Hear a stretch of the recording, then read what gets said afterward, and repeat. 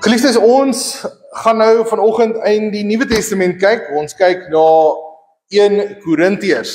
Die woord van die Here kom na ons toe vanaf 1 Korintiërs 11 vers 17 tot vers 32. 1 Korintiërs is natuurlik net voor 2 Korintiërs en na Romeine. 1 Korintiërs 11 vers 17 tot 32. Ons fokusvers daar is vers 18, 28 en 29. Ek sal vir ons nadat ek het gelees het net weer herhaal.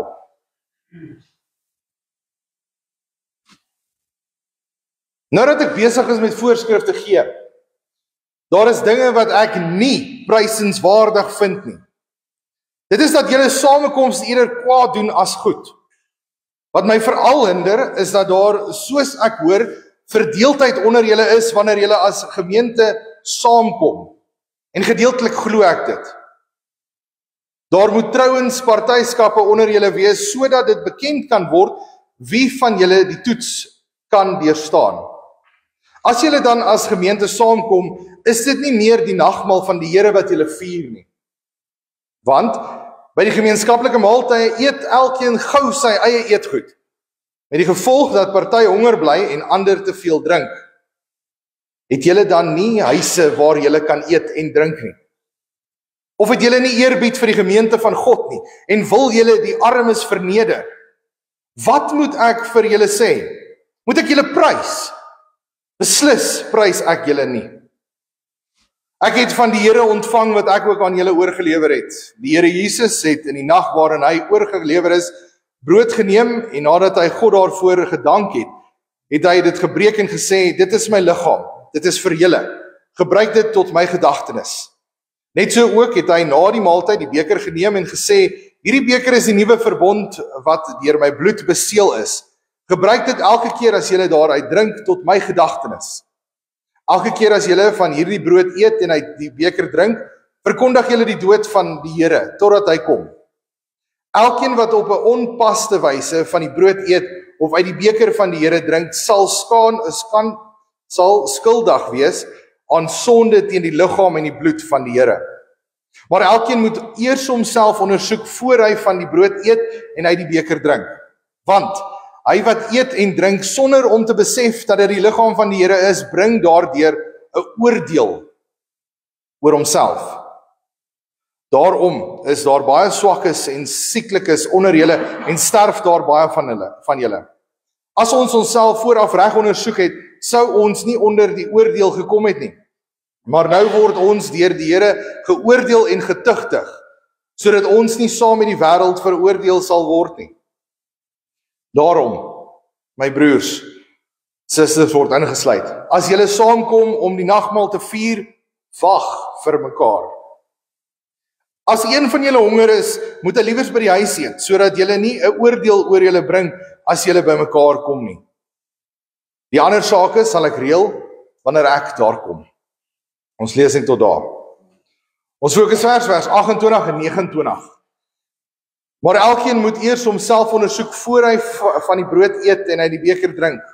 Want hy wat eet en drink sonder om te besef dat dit die liggaam van die Here is, bring daardeur 'n oordeel oor homself. Dit is die tema van vandag se prediking. Doen selfondersoek voordat jy aan die tafel van die Here kom sit. Dis deel van ons voorbereiding tot nagmaal volgende week.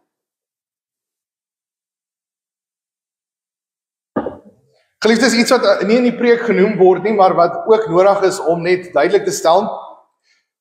Die nagmaalsete is in daai tyd, ons sal nou begin met die prediking, maar die nagmaalsete is in daardie tyd, was waar die mense saamgekom het en hulle het aan een tafel gesit, almal het saam geëet en gedrink, en dan uiteindelik het hulle ook die beker gedrink. Nou Paulus sê, dat julle moet vir mekaar wag, en wanneer hy dit sê, wanneer die mense gekom het, die ryk mense sou kos gebring het na die nagmaalstafel toe, en hulle sou die beter kos gebring het. Terwyl die mense wat slawe was, sou eers waarskynlik hulle werk moes doen, waar hulle dan nou 'n slaaf was, en dan sou hulle gekom het na die nagmaalsete toe, maar dan bring hulle waarskynlik net 'n ou snytjie brood. So wat gebeur het in daai tyd is, dat die mense wat ryk is, wat die beter kos gebring het, sou gulsig gewees het, en hulle sou alles klaar geëet het. En dan die wat die arm is, en die wat minder bevoorreg is om en net 'n stukkie brood bring, sou daar niks gehad het om te eet nie. Hulle sou inteendeel net gehad het wat hulle gebring het. En dan so sou hulle honger gelei het. En daarom sê Paulus, dit wat julle daar doen is verkeerd. Moet dit nie so doen nie. En daarom die selfondersoek voor die nagmaal. En daarom sê Paulus ook, wag vir mekaar. Moenie net daar kom en saam eet en doen wat jy wil nie, want dan doen jy dit verkeerd. Wag vir mekaar sodat almal saam kan eet. So hou dit in gedagte soos wat ons hierdie prediking gaan en soos wat ons dan voorberei vir volgende week se nagmaal. Geliefdes, waarvan af hang jou nagmaalsbesoek? Wanneer jy aan die tafel kom sit,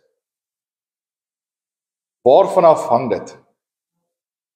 Verwag jy dat die ouderling moet daar wees by jou voordat jy nagmaal mag gebruik? Voel jy dat die predikant moet daar by jou uitkom, anders sal ek nie gaan nie? Verwag jy dat die diaken moet kom? Moet die diaken by jou huis wees? Anders gaan ek nie gaan nagmaal gebruik. Hulle het nie gekom nie, so ek kan nie gaan nie. Miskien hang dit van iets anders af. Of miskien hang dit van iets anders af. Iemand anders af.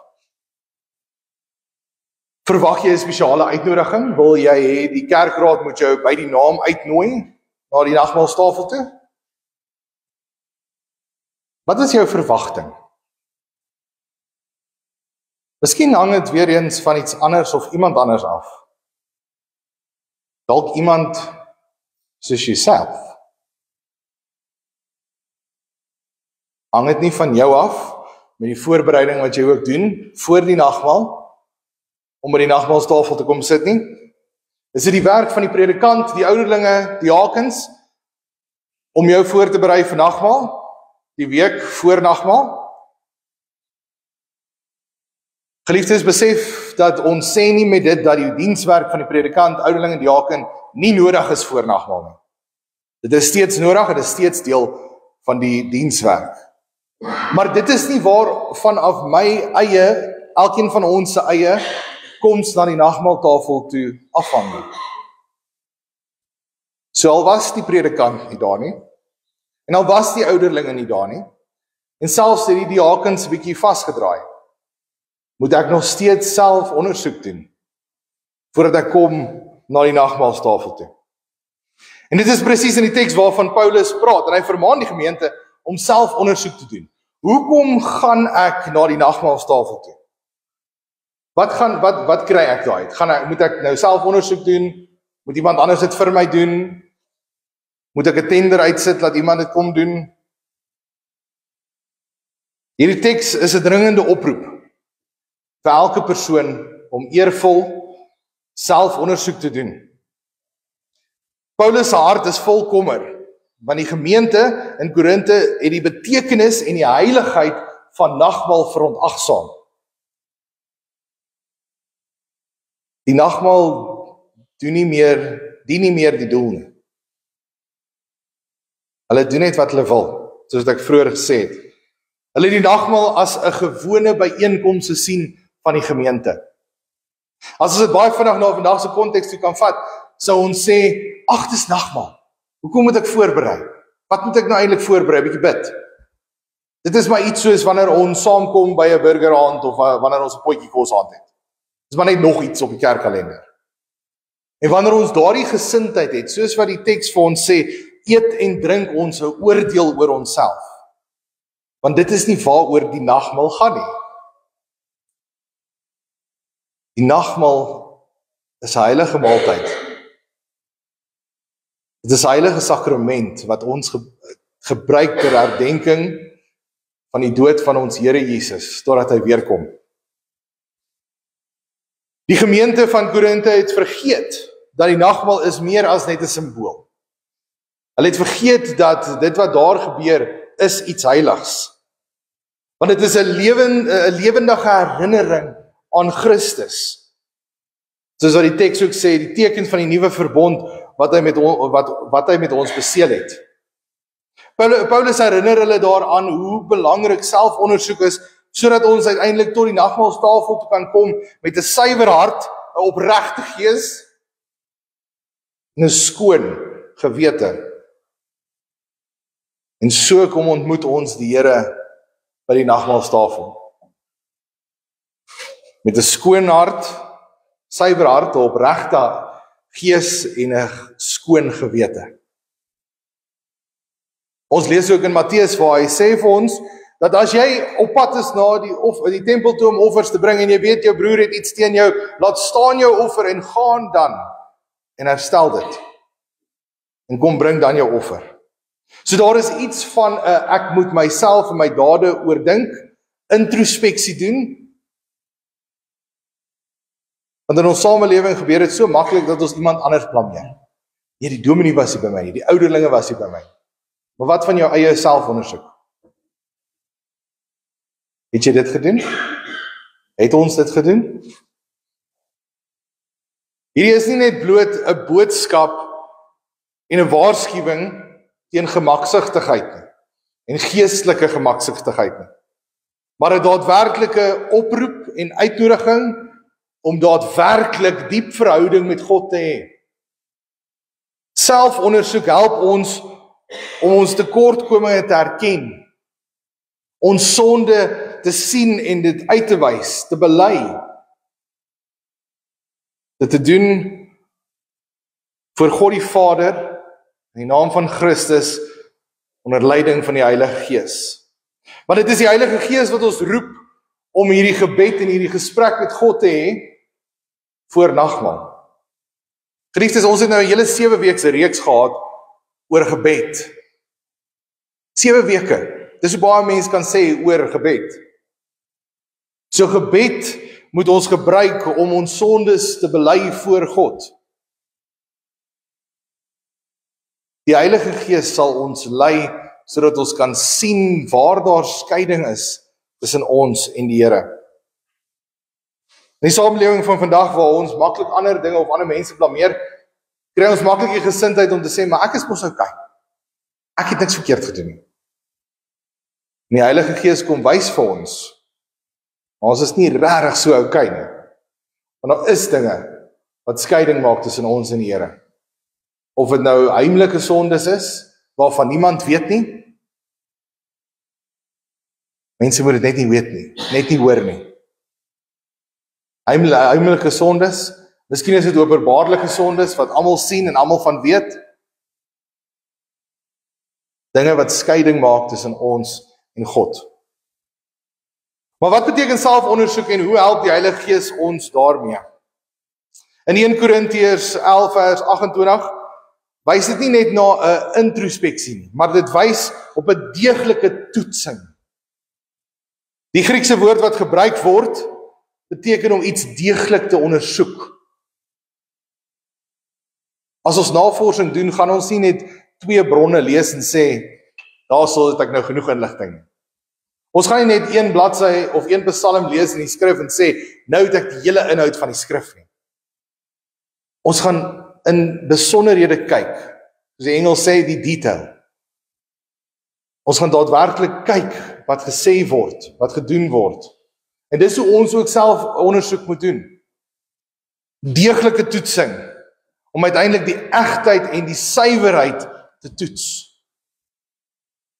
Dit wat ek dink nie 'n sonde is nie. En die Heilige Gees druk dit op my hart, en ek besef dit is eintlik 'n sonde. Dit is hoe ons dit toets. Is dit 'n sonde? Wat sê die skrif daaroor? Wat leer ons daaroor? Toets dit deeglik. Uit 'n baie meer direkte vertaling sou wees 'n noukeurige, deeglike toetsing. Ondersoek. Ons gaan nie daarvan hou as ons by 'n dokterspreekkamer ingaan en hy kyk so vir jou vir 'n oomblik en sê, as gevolg van jou hare wat nie gekam het nie, daarom het jy, dis hoekom jy een of ander infeksie het. Nee, ons gaan verwag dat hy deeglike ondersoek moet doen. Daar moet toetse wees. Hy moet kyk en bestudeer en sê, A, B en C is die medikasie wat moet gebruik. Dit is hoe ons in die volgende week ook moet wees. Maar geliefdes, ons kom later daarby, maar dit is nie net vir tot nagmaal nie. Dit is 'n leefstyl, 'n leefwyse in verhouding met God, hoe ons daarin lewe. En die Heilige Gees se rol daarin moet ons nie onderskat nie. Die Gees is die enigste een wat die waarheid en die diepte van ons hart ken. Natuurlik God en Christus ook, maar die Heilige Gees ken ons harte. Hierdie werking in ons harte is nie om ons te veroordeel nie, maar dit is om ons attent te maak op die sondes wat skeiding maak tussen ons en God. Juis sodat ons dit kan bely. Die werking van die Heilige Gees bring ook 'n dieper begrip van ons verhouding met God. Sodat wanneer ons daardie sondes wat ons bely het, nie weer gaan toepas nie. En so verdiep ons ook in ons verhouding met God. Ons groei geestelik. Selfondersoek is 'n noodsaaklike komponent van 'n Christen se leefwyse. Ook uiteindelik wanneer dit kom op die pad van heiligmaking. Gaan ons selfondersoek doen net in die volgende week, en dan die week weer voor die volgende nagmaal, of gaan ons dit elke week doen, elke dag doen. Hierdie proses van introspeksie of oordink of ondersoek, is baie sinonieme wat ons kan gebruik. Dis nie 'n eenmalige proses nie. Ons gaan nie net maandagooggend gou-gou Bybelstudie doen en dit oordink en daar gat ons nie. Dis 'n diepgaande proses. Selfondersoek is ook 'n oproep tot aktiewe selfontdekking en geestelike groei. Want wanneer ons sien daar die sondes wat skeiding maak tussen ons en God, en ons bely dit en ons doen dit nie weer nie, dan kan ons uiteindelik ook evangeliseer deur ons dade, en vir ons ander ook help om dit te wys in hulle lewens. Dit is nie net 'n ek en hier waar ek is nie, maar dit is 'n ons, die gemeenskap van gelowiges, uiteindelik ander om ons. Hoekom versoek God die Vader dat ons selfondersoek moet doen? Die roeping tot selfondersoek is gewortel in die heiligheid van wie God is. Soos wat ons ook lees in Petrus, waar hy skryf, wees heilig, want ek is heilig. En hoe gaan ons weet wat skeiding maak tussen ons en God as ons dit nie ondersoek nie? God is heilig en hy is regverdig, hy is ons Vader, en hy roep ons op om alles agter te laat, al die weë agter te laat, en nuut te wees in Christus. En dit is nie net 'n nuwe konsep wat Paulus nou hier uit die bloute uit aangryp nie. Ons sien dit alreeds in die Ou Testament. Daar's menigte tekste wat ons kan aanhaal. Onder andere Psalm 139, deurgrond my, o God. U ken my hart, toets my en ken my gedagtes. Jeremia 17 vers 10, ek die Here, deursoek die harte en toets die niere, ja, om aan elkeen te gee volgens sy weë. Joël 2 vers 12 tot 13, die lys gaan aan. So die selfondersoek en introspeksie is nie 'n nuwe ding nie. Dit is 'n ding, 'n konsep, wat van die Ou Testament af al in die lewens van gelowiges is, in die lewens van Christene, volgelinge van Christus, kinders van God. Hierdie roeping dra ook die klem van verantwoordelikhede in ons verhouding tot die Vader. Ons moet werk aan ons verhouding tot God, sodat ons kan besef hoe groot ons ellende is, hoe wonderlik die verlossing is, en hoe ons moet lewe in dankbaarheid. Geliefdes, dis hoekom ook ons selfondersoek moet doen, sodat ons kan besef hoe ellendig ons as mense is. Nie een van ons het iets om op te roem nie. Ons is ellendig. En dan kom God en gee vir ons Christus, die grootste offer, aan die kruis, om ons sondes te dra. En daarom moet ons in 'n lewe van dankbaarheid introspeksie oor en oor doen. Selfondersoek oor en oor elke dag. Hierdie roeping is 'n noodsaaklike stap in ons geestelike lewe, want dit laat ons groei, sodat ons God net nog meer en beter kan verstaan. Ons sal hom nooit ten volle kan begryp nie, want sy weë is nie ons weë nie. Maar tog help dit ons om te groei, juis sodat ons die leuns van die sonde kan identifiseer in ons lewens. Ons het menige kere al gepreek daaroor, hoe ons leuns glo, wat aanleiding gee tot sonde, en wanneer ons die heeltyd selfondersoek doen, en geestelik groei, dan gaan ons uiteindelik ook hierdie leuns kan identifiseer. En sê maar dis 'n leuen wat ons glo, en dit is nie in lyn met die wil van God volgens die skrif nie. Wanneer ons nie selfondersoek doen nie, en wanneer ons nie begryp wat ons doen, wanneer ons aan die nagmaaltafel kom sit nie, dan eet en drink ons 'n oordeel oor onsself.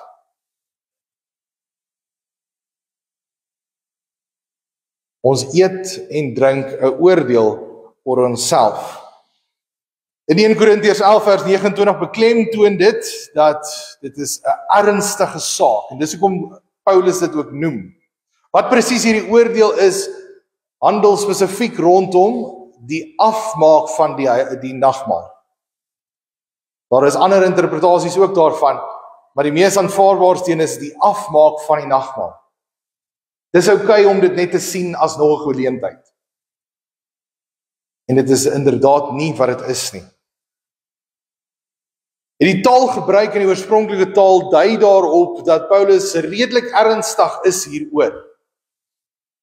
In ons kultuur vandag sou ons 'n bietjie ons stem verhef hê wanneer ons dit sê. Maar jy eet en drink 'n oordeel oor jouself.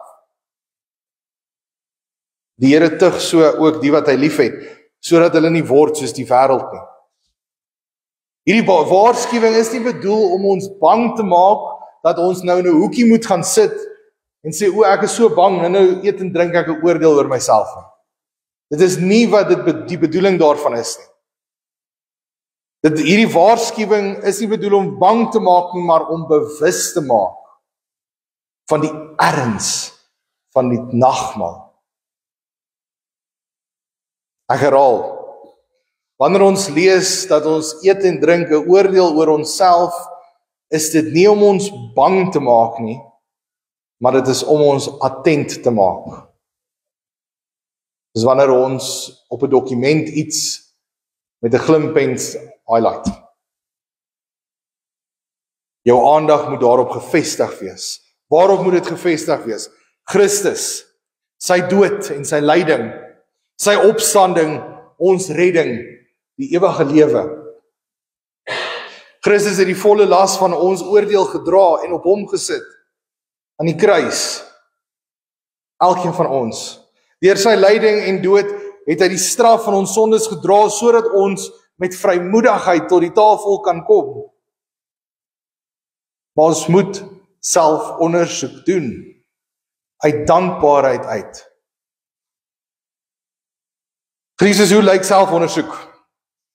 Selfondersoek begin met gebed, soos ons self al gesê het. Hoe doen ek selfondersoek? Deur gebed. Toets jou verhouding met die Here. Vra af soos, leef ek werklik in 'n lewende geloofsverhouding met God? Is ek afhanklik van Christus? Luister ek na die Heilige Gees, die leiding van God, wat God gee deur sy woord?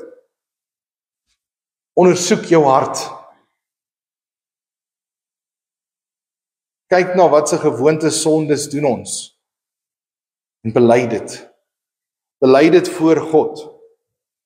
Vra af soos, is daar sonde in my lewe wat ek sommer net verskoon of ignoreer? Ag, daar's iemand wat gelaster het, dis mos nou hulle probleem, nie my probleem nie. Verskoon ek sondes? As ek hoor iemand skinder, nee, dis okay, almal skinder mos. Verskoon ek, ignoreer ek dit?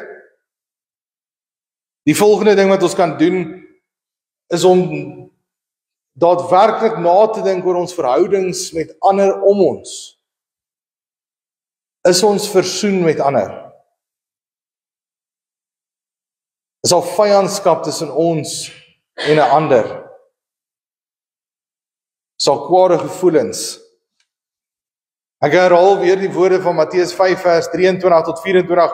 As jy dan jou gawe na die altaar bring en daar onthou dat jou broer iets teen jou het, laat jou gawe daar voor die altaar en gaan versoen jou eers met jou broer en kom dan en bring jou gawe. Christus, wanneer ons hierdie voorbeeld sien ons dit is 'n aktiewe gebeurtenis. Ek is nou op pad en dit val my by, o ja, daar is hierdie saak. Dan los ek alles en gaan maak dit reg. Nie ek gaan maak dit reg later nie. Ja, ek weet nie waar is die persoon nie, hulle is dalk op vakansie. Ons sal dit doen wanneer ons hulle weer sien. Ons moet dit daar los en gaan regstel voor ons terugkom. Verder kan ons vra, is my lewe daadwerklik 'n dankoffer vir God? Lewe ek in dankbaarheid tot God? Vra jouself hierdie vraag af. Leef ek in die genade van God en is ek daadwerklik afhanklik van Christus? Geliefdes, nagmaal is op pad. Daar's 'n week van nou af tot wanneer ons aan die tafel van die nagmaal kom sit. Ondersoek jou gedagtes, ondersoek jou leefstyl, ondersoek jou verhouding met ander, ondersoek jou taalgebruik, ondersoek jou gesprekke, ondersoek. Moenie wag vir 'n predikant of 'n ouderling of 'n diaken nie. Ondersoek. En mag die Heilige Gees elkeen van ons lei om ook in hierdie week daadwerklike selfondersoek te doen voordat ons mekaar ontmoet by die nagmaaltafel volgende week. Amen.